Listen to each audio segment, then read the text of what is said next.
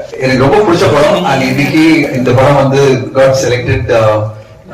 தமிழ்ல பாத்தீங்கன்னா ரெண்டே படம் தான் செலக்ட் ஆயிருக்கு. ஒன்னு அமரன், இன்னொன்னு பிறந்த நாள் வாழ்த்துக்கள் ஃபார் 2024.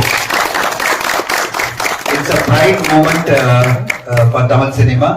ஏன்னா 2024ல வந்த படங்கள், சென்சரான படங்கள்ல இந்த படத்துக்கு இவ்வளவு பெரிய அங்கீகாரம் கிடைச்சிருக்கு.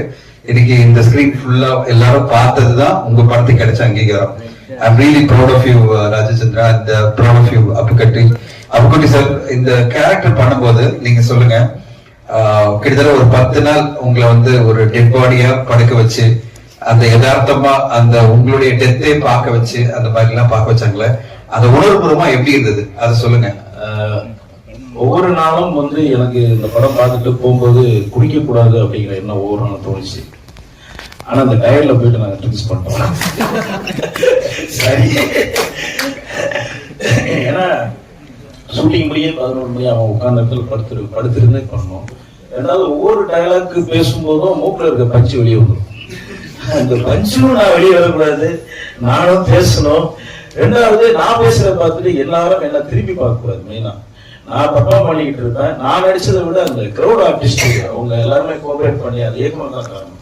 ஒருத்தர் ரிட்டர்ன் வந்து என்ன பார்த்தா கூட நான் இறந்துட்டேங்கிறது கண்ணு ஆகாது. அந்த விஷயத்துல இயக்குனர் வந்து ஒவ்வொரு நாளும் ஒரு கான்டெஸ்ட் பண்ணி ஒர்க் பண்ணது ரொம்ப அது ஆரம்பிக்கிறது. அதுதான் அந்த சுத்தி இருக்கவங்களையும் நடிக்க வச்சது. நான் ஆக்ட் பண்ணதை விட அவங்க நடிச்சது. Thank you sir. இல்ல உண்மையிலே it's a big hard work. Chandra sir, in fact you deserve much more honor for the film. என்ன காரணம்னா இந்த படம் வந்து சொல்ல வந்த கருத்து வந்து இன்னைக்கு இந்தியால இருக்கிற மிகப்பெரிய ஒரு ப்ராப்ளம் வந்து ட்ரிங்கிங் ஹேபிட். அந்த ஹேபிட் எப்படி எல்லாம் வந்து மக்களை பாதிக்குது அப்படின்றத வந்து எல்லாருமே பேசிட்டு இருக்காங்க.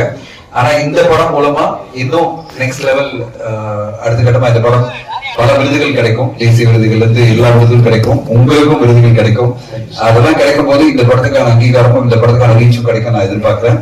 And congratulations to the whole team. This is a big recognition. Editing, art direction and அது எல்லாமே ஒரு சின்ன பட்ஜெட்ல எடுக்கப்பட்ட ஒரு அற்புதமான படமா நான் பார்க்கிறேன். உங்க எல்லாருக்கும் வாழ்த்துக்கள். Proud of the film being at IFFI and we are all able to watch it again. Thank you. We just take one final question and I think so he's already there.